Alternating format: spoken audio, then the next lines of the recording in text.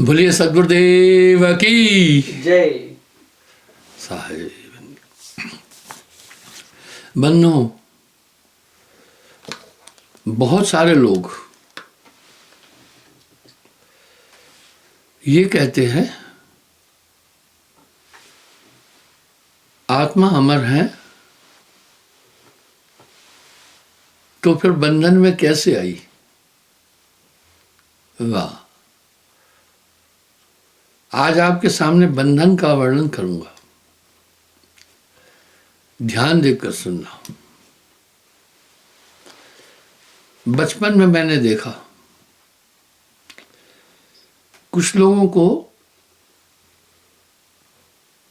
ने मिलकर एक काले फिटार काले सांप को मारा। जब एक बुजुर्ग ने देखा सांप को मारा है, ले जा रहे फेंकने, उसने कहा नहीं, फेंकना नहीं, मिट्टी खोदकर इसको अंदर खड्डे में दबाना। लोगों ने पूछा बाबा ऐसा क्यों। बच्चों में काफी उत्सुकता होती है, जानने की इच्छा होती है। बाबा ने कहा सांप के अंदर एक ताकत है, वो हवा से ऊर्जा ले लेता है। जरूर आपको लग रहा है ये खत्म हो चुका है,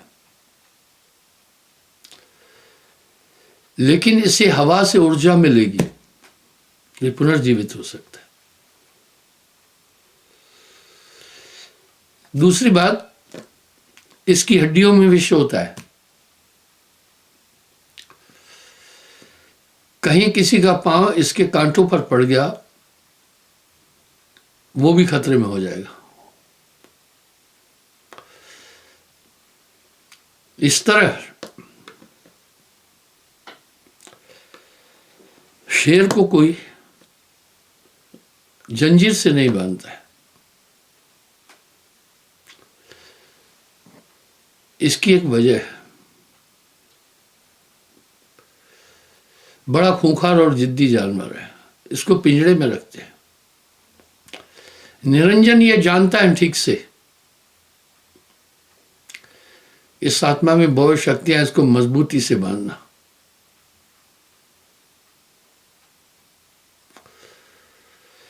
जो ये सुख दुख है, इसकी अनुभूति केवल शरीर है।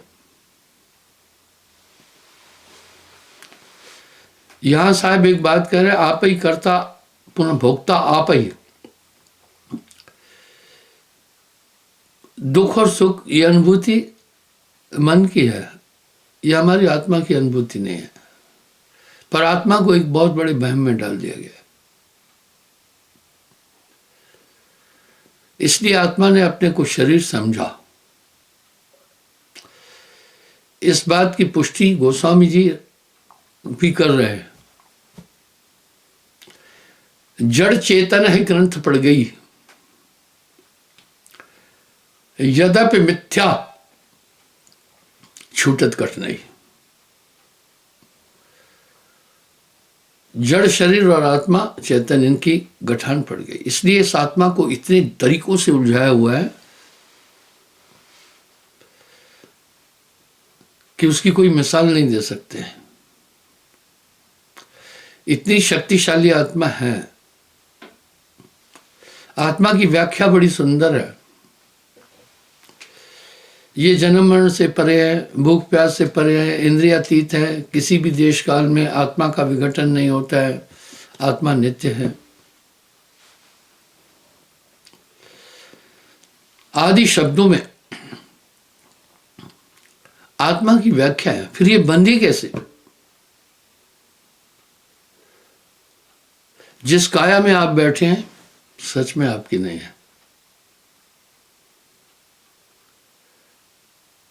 ये पिंजरा नहीं तेरा हंसा, ये पिंजरा नहीं तेरा। गीते के जिंदगी एक किराए का घर है, एक ना एक दिन बदलना पड़ेगा।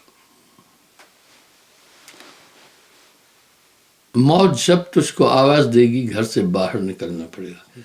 इस तरह ये आत्मा बहुबंधन से बांध गया। आत्मा का कुछ नहीं बिगड़ सकता है। एक मोटी बात को आप सोचो, आखिर सुख और दुख को अनुभव कौन करता है? हमारा मस्तिष्क ही तो करता है।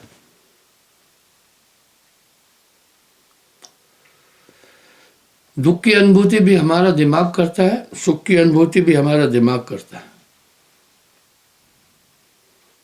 हमारे दिमाग की संरचना ऐसी कैसी है? वैज्ञानिक लोग कह रहे हैं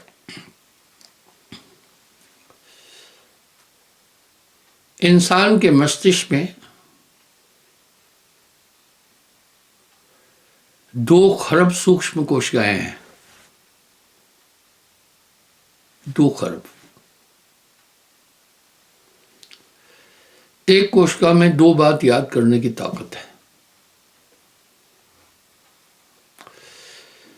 यानी इंसान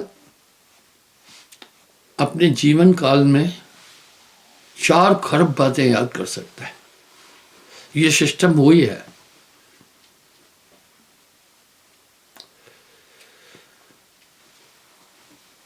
कि कुछ बातें आपको याद है, कुछ नहीं याद है।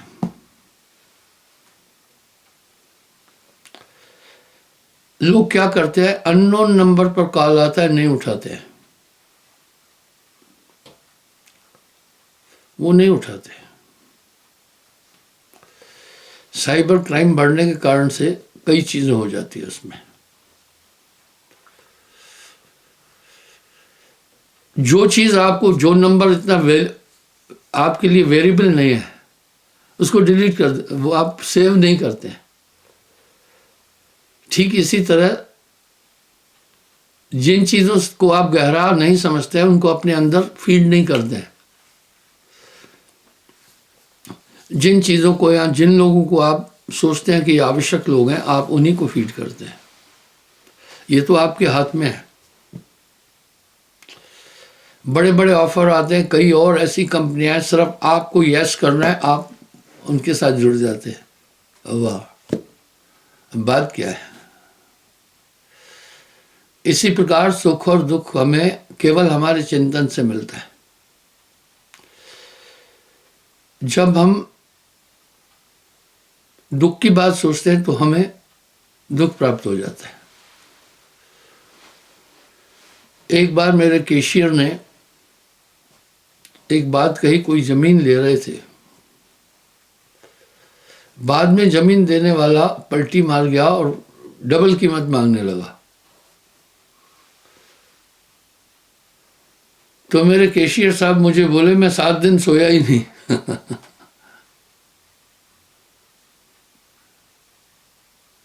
बोला उसकी ये हरकत देखकर मैं 7 दिन सोया ही नहीं। मैं कहा आपने उस पर इतना चिंतन क्यों किया?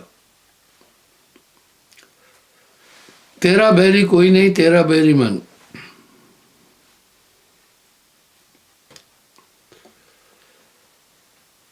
एक बार एक महात्मा को कुछ शैतान लोगों ने सोचा कि इनको हम उत्तेजित करते हैं।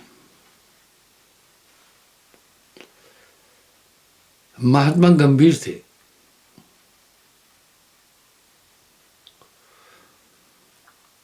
महात्मा जब सिंचाई कर रहा था अपनी जमीन की, पहले दूसरे तरीके से सिंचाइयां होती थी। कुछ लोग हाथ से मैनुअल डोल के द्वारा सिंचाई करते, अभी भी कहीं कहीं है। और कुछ लोग रहट के द्वारा भी, वो डब्बे रहट घूमती है, उसके द्वारा भी सिंचाई करते हैं। कुछ लोग बैलों द्वारा भी कुएं में बखाल छोड़ते हैं, रस्सियां बंधी होती हैं, बैलों को पीछे लाते हैं, बखाल पानी भर लेती है, फिर बैल आगे जाते हैं, वो ऊपर पानी ऊपर आता जाता है, फिर उनको उंडेल देते हैं वहां पर। दो लोग होते हैं। सिंचाई के पुराने तरीके बचपन में कई देखे थे, आजकल तो पंपिंग सेट लगा है। उस जमाने में इतनी टेक्नोलॉजी नहीं थी। हमारा गांव एक आदर्श गांव था, तो उन्होंने क्या किया, जानकर जहां जरूरी नहीं था पानी उधर डाइवर्ट कर दिया शैतानों ने। आप अपनी सोच पॉजिटिव रखें, छोटी छोटी बातों पर जलना बुझना नहीं करें तो आपको ज्यादा टेंशन होगी। तो महात्मा ने सोचा ये अच्छे लोग हैं, सोच पॉजिटिव थी, बोला शायद इधर पानी की जरूरत नहीं इसलिए इन्होंने डाइवर्ट कर दिया है। महात्मा उत्तेजित नहीं हुआ।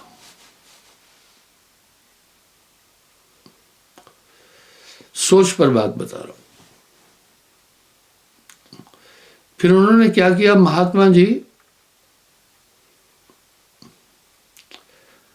अपने साथ किसान जब जाते थे खेत में, दूर भी होती थी, भोजन बांध कर ले जाते थे। उस समय टिफिन का सिस्टम ही नहीं था। आप हैरान हो जाएंगे, मैंने वो जमाना देखा बैग होता ही नहीं था, और 3-4 हजार लोगों का गांव था। किसी के घर बिजली नहीं थी, एक दो बहुत संपन्न लोग थे उनके पास बिजली थी। पूरे गांव में सिर्फ एक प्रधान था, उसके पास में कार थी, बाकी किसी के पास नहीं थी। इतना पिछड़ापन था। तो उन आक्रांता लोगों ने महात्मा का भोजन जो था, जो उन्होंने पोटली में बांधकर एक डाली से लटकाया हुआ था, उठाकर कुत्तों को दे दिया। आप अपनी सोच ठीक रखो। महात्मा ने सोचा कितने पुण्यवान लोग हैं, कुत्ता भूखा था, इधर मंडरा रहा था, इन्होंने भोजन कुत्ते को दिया। महात्मा गुस्सा नहीं हुआ। उन शैतानों का यह काम था कि इस महात्मा को किसी तरह से उत्तेजित करना है। फिर उन्होंने क्या किया, वो बैलों की नकेल जब पीछे की तरफ जा रहे थे काट दी, बैल फ्री हो गए। नकेल काट दी तो फिर बैल फ्री हो गया।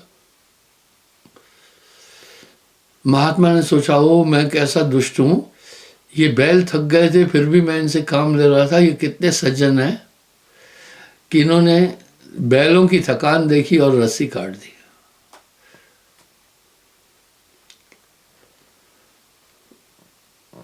महात्मा गुस्सा नहीं हुआ, उन्होंने और कई ऐसी चीजें की, शांत रहा। यहां साहब एक बात कह रहे हैं बड़ी अच्छी, तेरा बैरी कोई नहीं, तेरा बैरी मन। आपका बैरी दुनिया में कोई भी नहीं, मन है। बाद में सब महात्मा के चरणों पर सर रखकर माफी मांगने लगे। महात्मा ने कहा, माफी किस बात की मान रहे, तुम तो शुभ कर्म किए। पानी में मुझे आइडिया नहीं था, शायद पानी जहां जरूरत नहीं थी मैं उधर ही फेंके जा रहा था, आपने उसको डाइवर्ट कर दिया दूसरी जगह। बोला भाई आपने किया क्या, कुछ नहीं किया। बोला फिर हमने आपके भोजन को कुत्तों को दिया। बोला ठीक है, कुत्ते भूखे रहे होंगे।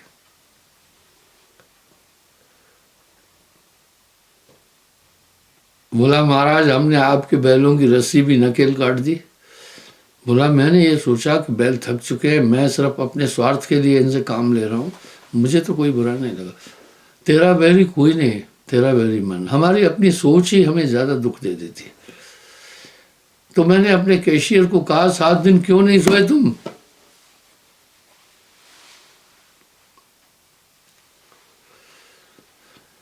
वाह, एक बात अपने दिल में बांध लो,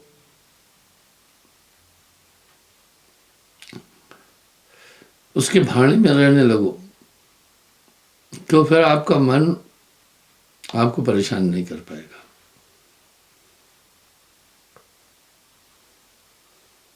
यही सोच के चलना है कि जो होगा वो मेरे हित में ही है। सो ही कीजिए कृपा निधाना, जासे हुए परम कल्याण। आपका बैरी कोई नहीं है, आपकी सोच आपकी दुश्मन है। और सोच इंसान की संगत, संस्कार, परिवेश से होती है, कोई दोषी नहीं है। जब सब में एक ही आत्मा है तो हम किससे नफरत कर रहे हैं? तेरा बैरी कोई नहीं, तेरा बैरी मन। ये सब चीजें मन द्वारा और माया द्वारा सृजित है,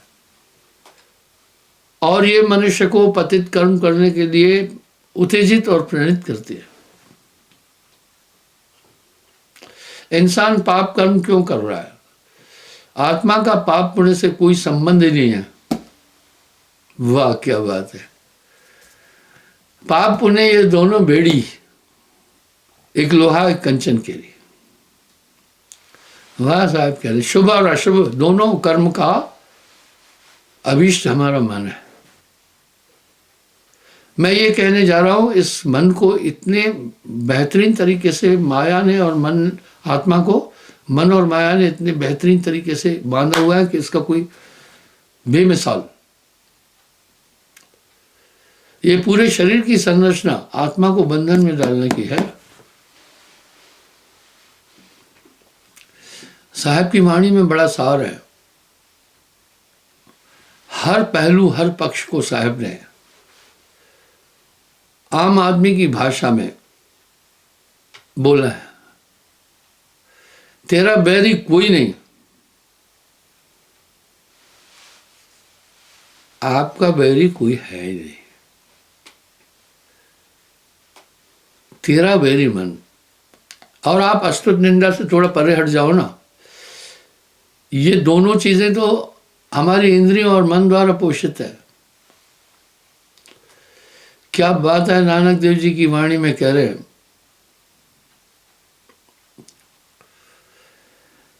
जग में बैरी कोई नहीं, दुनिया में कोई बैरी नहीं है। जग में बैरी कोई नहीं, जो मन शीतल होए। एक आपे को डांट दे तो प्रीत करे सब पे। दुनिया में कोई बैरी नहीं। आगे फिर क्या कह रहे हैं? अस्तुत निंदा जहां नहीं, बैरी मित समान। कह नानक सुनने बना मुक्त ताहे को जान। ये तो हमारी अपनी सोच है। मैं एक उदाहरण कई बार दे चुका हूं।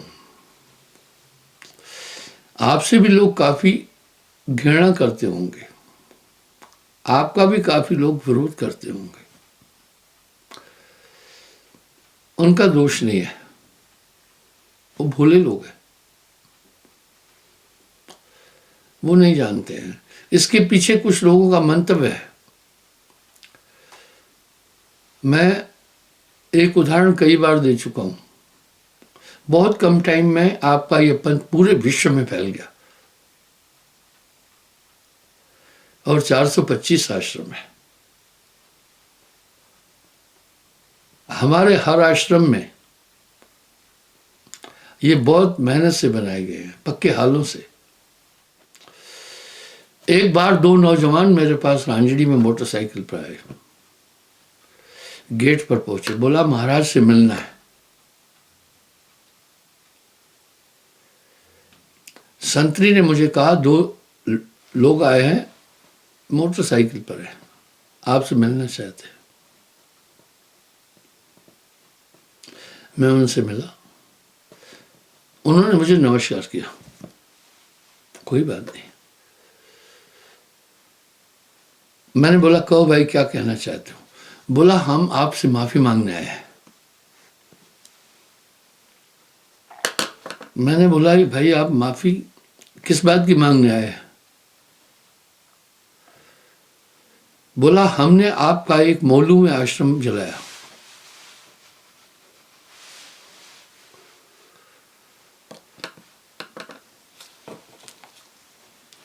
मैंने कहा आपने आश्रम क्यों जलाया? उनसे पूछा ना। शिकायत करने वाले की पहले बात तो सुन लो ना।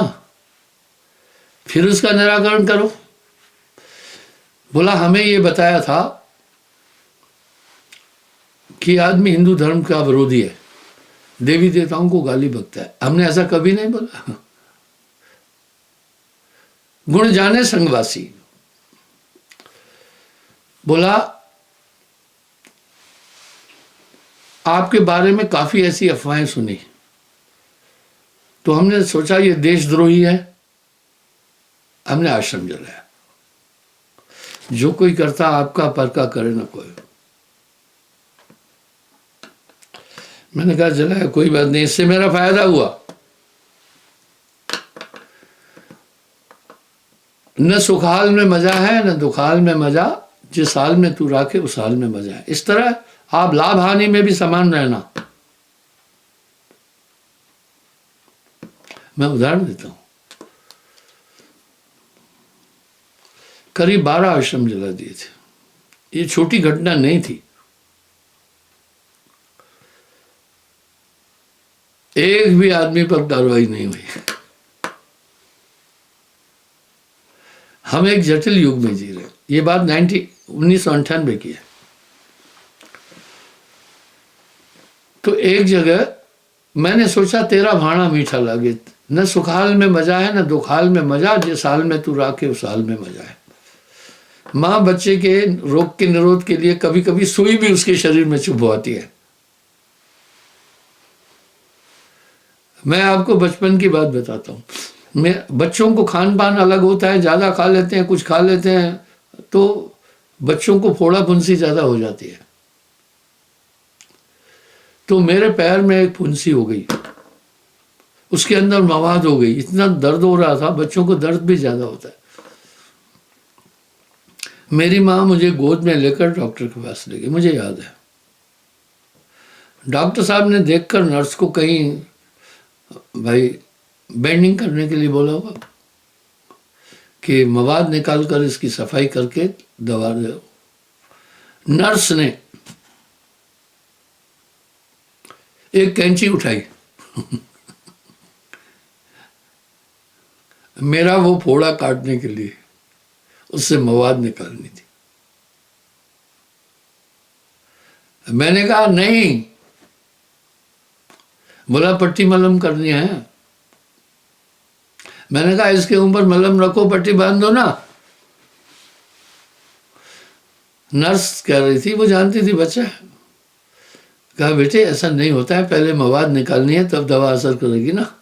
इसी तरह लोग क्या कह रहे हैं, हमें पाप करने दो, हमें छल कपट करने दो और हमारा कल्याण करो। अरे भाई पाप कर्मों से सदा है जिसका रहता मन मलिन, उसको सपने में भी परमात्मा नजर आता नहीं। मेरी माँ को इशारा किया, टांगे पकड़। मेरी माँ ने अपने घुटने से मेरे 2 पैर दबा दिए और हाथ ताकि मैं कुछ वो नहीं करूं। वो मुझे मेरा फोड़ा काटा। बच्चे देखो अक्सर बच्चों में खेलते हैं, गाली गलौज जानते, 50 गाली उसको मैं दिया होगा। उस नर्स को मैं 50 गालियां बका होगा, उसने मेरी गाली की तरफ ध्यान नहीं दिया। वो तो मुझे बाद में पता चला उसने मेरे साथ कितना अच्छा किया था, पर अज्ञानवश मैं उसको, क्योंकि मुझे दर्द हो रहा था। बाद में मेरी माँ ने कहा बुरा नहीं मानना, नर्स से कहा। बोला नहीं नहीं क्या बुरा मानना, प्यारा सा बच्चा है, इसको तकलीफ थी, गाली बक रहा है। चलो कोई बात नहीं है। इस तरह से मैं जब जाता हूं सड़क पर, गाड़ी पर भी साहबबंदी की लिखा है और लोग जानते हैं ये मेरी गाड़ी है। कुछ लोग तो मुझे इतना घूर कर यूं देखते हैं जैसे इनकी नानी को मैं भगा के ले गया हूं। मैं उनको गुस्से में नहीं देखता हूं। कुछ लोग ऐसे होते हैं जो मुझे नमन करते हैं। मैं उन अस्तुत निंदा ना जिन बैरी मित समान, मैं ठीक है उनको फिर मैं नमस्कार का जवाब दे देता हूं। जो लोग मुझे घूर कर देखते हैं मैं उन्हें मुस्कुरा कर देखता हूं। मैं जान जाता हूं ठीक ये वैसे ही है जैसे बचपन में मैं नर्स को गालियां दे रहा था। इनको नहीं पता है कि हमारा क्या काम है, कैसा है। ठीक है, कोई बात नहीं है। तो बंदो, कुछ ऐसे होते हैं जिनको कुछ लेना देना नहीं है, वो चुपचाप जा रहे हैं, उनको कुछ मतलब नहीं है मुझसे, न तो जानते हैं न तो कुछ करते हैं। कुछ तो माइयाँ बहना बेचारी गाड़ी देख कर के फौरन क्या करती है, अपनी चुन्नी संभाल कर सर पर यूं देकर, मैं जान जाता हूं भैया ये अभी नमस्कार करेगी, इसकी तरफ देखना ही है। क्योंकि बाकी क्यों ऐसा करेंगे? आजकल तो स्टाइल ये निकली है, चुन्नी ओढ़ना ही छोड़ दिया। चुन्नी ओढ़ना माताओं बहनों ने आजकल छोड़ दिया है। मैंने कहा भाई अब यहां साहब एक शब्द कह रहे, जो कोई करता आपका पर का करे न को। मैंने दोनों नौजवान से पूछा आपने आश्रम क्यों जलाया? सिर्फ जलाया नहीं, आश्रम डेमोलिश करके भांडे बर्तन वो जितना सब रखा था, लुटेरे फुटेरे सब लूट के ले गए, ईंटें भी उठा कर ले गए। ये होता रहा है, ये होता रहेगा। मैंने दिल में सोचा जब मेरा सब कुछ साहब पर छोड़ा हुआ है, इसका मतलब ये भी मेरे लिए कोई ठीक ही है। न सुखाल में मजा है न दुखाल में मजा है, जिस हाल में तू राखे उस हाल में मजा है। पता है उसके बाद क्या हुआ? वो बोलने लगे हमारे शरीर में जलन सी लगती है। अच्छा, इसलिए माफी मांगने आए हो? मैंने कहा मैंने कोई श्राप नहीं दिया, वो आपका अपना कर्म था। तुम अपने को माफ करो, प्रायश्चित कर लो, ठीक है। मुझे पहले यहाँ कुल्ली वाला महाराज कहते थे। ये बड़ी बड़ी बिल्डिंग है, मेरे विरोधियों की कृपा से बनी है। क्योंकि एक आपने घर बनाया, घर बनाने में बड़ी मुश्किल होती है, और इतनी विशाल विशाल बिल्डिंगें 425 आश्रम में, तो मेरी एनर्जी कितनी लगी होगी। धन आपका है, सब कुछ आपका है, सुपरविजन तो मेरी रही ना।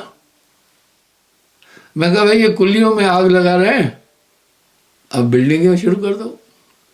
एक ही पेटेंट के सब हाल बनाने लगा मैं।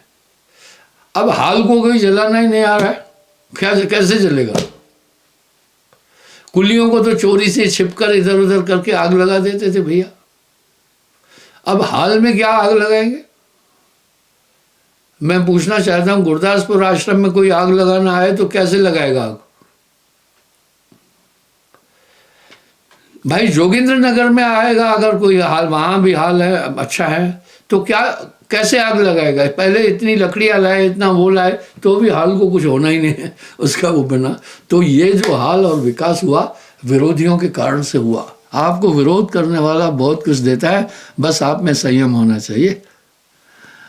नानक देव जी भी कह रहे हैं लोगों मैनू निंदो और निंदक मेरा गुरु, जो कि करता आपका पर का करे न को। आप में संतोष हो। आइए मैं पॉइंट पर आता हूँ। तो इंसान के साथ जो ये शैतानी चीजें दी है, ये सिर्फ इसमें उलझा रहे इसलिए है। काम, क्रोध, लोभ, मोह, अहंकार, विषय, विकार, ये आदि कहां से आ गए निर्मल आत्मा में? ये सब मन का खेल है। इसलिए साहब ने मन पर थोक में कह दिया, तेरा बैरी कोई नहीं, तेरा बैरी मन। और दूसरा क्या हुआ? व्यापक रूप से घोर विरोध चारों तरफ। इससे कितना फायदा हुआ? अरे नानक देव जी क्यों कह रहे हैं लोगों मैनू निंदो? पहले सुन करके अचरज लगता है, क्यों कह रहे हैं निंदक मेरा गुरु? और साहब कह रहे हैं निंदक नियरे राखी आंगन कुटी छवाए, बिन पानी साबुन बिना निर्मल हो स्वभाव। अरे संत लोग ये बात जानते हैं, निंदा प्रचार का सबसे बड़ा माध्यम है। जितना निंदकों ने मेरा प्रचार किया, मेरे लोग नहीं कर सके।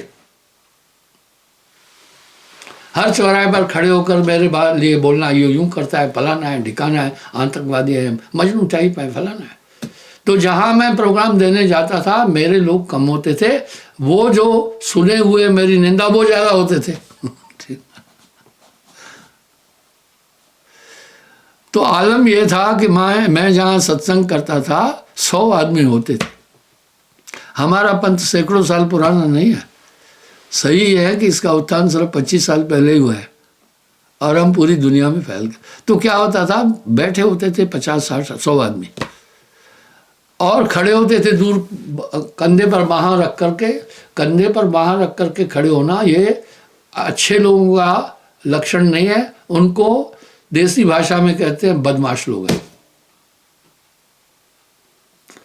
कुछ फिर कोठे पर खड़े होकर देखते थे ये क्या बोल रहा है। जब मेरा सत्संग सुनते थे तो थोड़ी देर में वो फिर आकर बैठ जाते थे। इतना तगड़ा कुप्रचार होने से मेरा पंथ का विकास हुआ।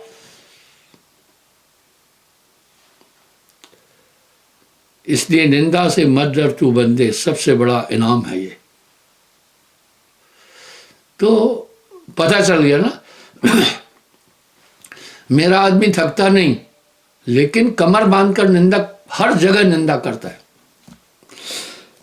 तो मैं जहाँ जाता था विरोध भी होता था, जानकर वो तूते लगाते थे किस तरफ, जहाँ मैं सत्संग कर रहा हूँ और जहाँ डिस्टर्ब करते थे, सब चीज़ें करते थे। लेकिन वाह, ये एक बहुत बड़ा, अमेरिका में एक ट्रेंड है। वो क्या करते हैं, ऐसा भेड़ा काम करेंगे और वो पूरी दुनिया में वायरल हो जाएगा। मैं उदाहरण देता हूँ।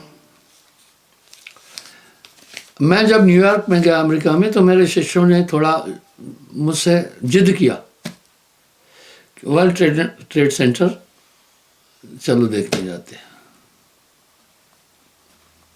मैं कहा रहने दो, क्या देखना, मैं यहाँ टूरिस्ट के तौर पर नहीं आया हूँ, मुझे अपना लक्ष्य मालूम है। कहा नहीं साहब जी चलो, लोग पूछेंगे वहाँ। जब मैं वहाँ जा रहा था न्यूयॉर्क में सिटी में, एक चौराहे पर एक कपल, एक लड़का लड़की थे, जफ्फी पाकर किस कर रहे थे चौराहे पर। चलो ये सब चीज़ें मनुष्य के जीवन में है, पर इसको ओपन करने की क्या ज़रूरत थी, ताकि सब लोग मेरी तरफ देखें। उसने ट्रेंड क्या अपनाया, बोला ऐसे नहीं होगा। इसी तरह कुछ कुछ लोग अर्धनग्न वस्त्र पहनते हैं। क्यों पहन रहे हैं, कि लोग मेरी तरफ देखें। इसी तरह मैं एक बात और कहता हूँ, 24 साल फौज में मैंने इतना संघर्ष नहीं देखा, इतनी परेशानी नहीं मिली। जबकि मैं कमांडो भी रहा, क्यूआरटी टीम में भी रहा, कोड इन सर्च में भी रहा और मिज़ोरम में भी रहा, जहाँ Mizo hostel hit and run करते थे, वो छिप जाते थे, हमला करते। उतना मुझे वहाँ दिक्कत नहीं हुई, इतना संघर्ष नहीं। भक्ति में इस क्षेत्र में मुझे इतना संघर्ष करना पड़ा कि मैं क्या बताऊँ। आम आदमी की खोपड़ी खराब हो जाना। 150-200 तो मुकदमे हम लड़ रहे हैं, हम कोई अपराधी है नहीं। किसी से जमीन ली, पैसा दिया, उसके चाचे ने मुकदमा ठोक दिया।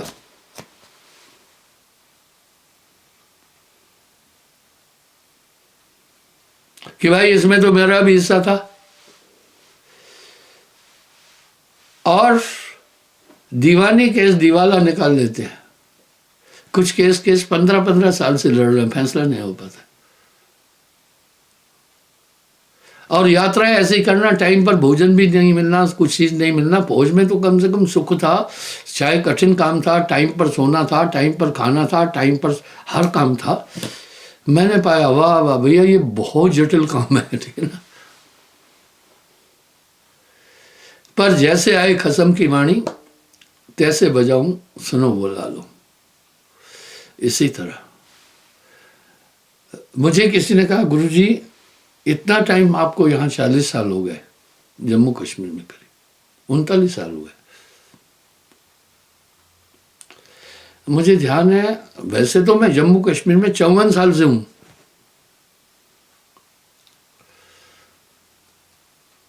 क्योंकि 1968 में मेरी बटालियन टिंडे में आई थी कुलिया, वहां मैं ज्वाइन किया था, 54 साल हुए। पर फौज में भी मैं नाम दान देता था। आप देखो यहाँ एक सोहन लाल था, उसको नाम दिया, ज्ञानदेव को भी फौज इस तरह नाम दिया, काफी लोग हैं ऐसे। तो इस 39 साल में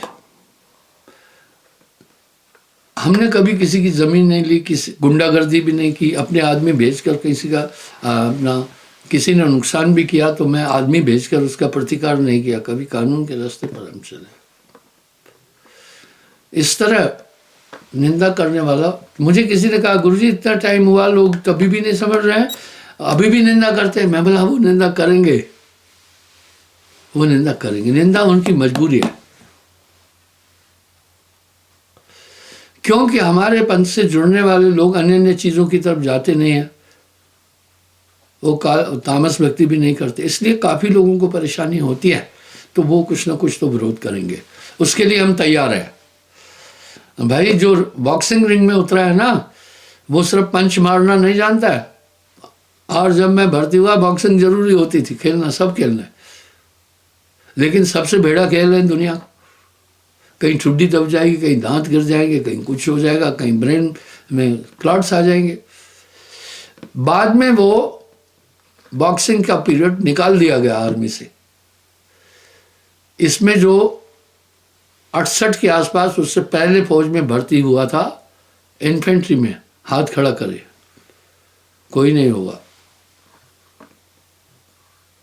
उस समय बॉक्सिंग कंपलसरी थी। इस तरह बॉक्सिंग रिंग में जो जाता है वो ये नहीं सीखता है सिर्फ पंच मारना है, उसको पता है बूथे में हमें भी पड़ेगा।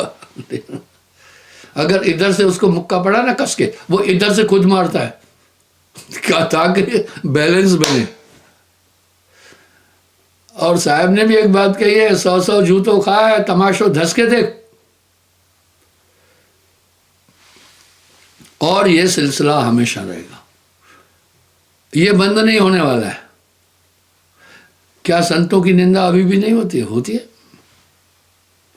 कबीर साहब का विरोध आज तक अभी भी नहीं होता है? होता है।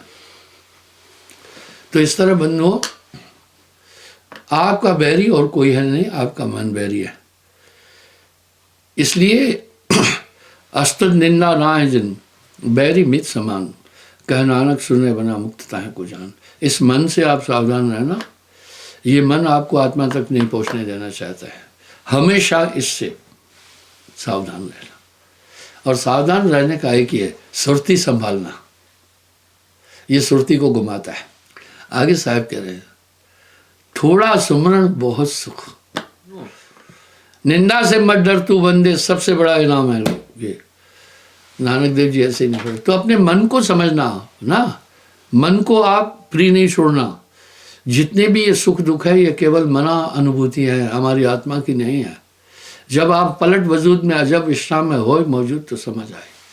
क्षमा चाहता हूँ, कल फिर पुनः मैं हाजिर हूँ।